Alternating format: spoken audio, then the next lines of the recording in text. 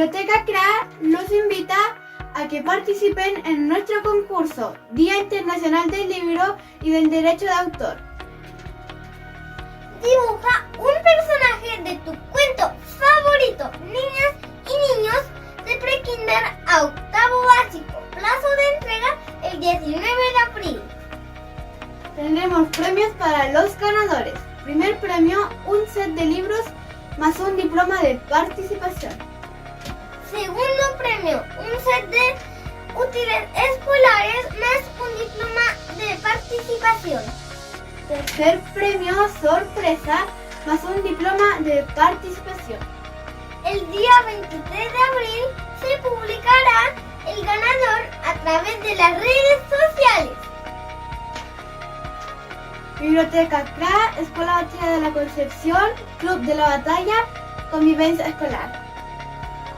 Compañeras y compañeros, los invitamos a que participen en nuestro concurso. Yo también participo. Te invitamos, Biblioteca CRA y Escuela Batalla TV.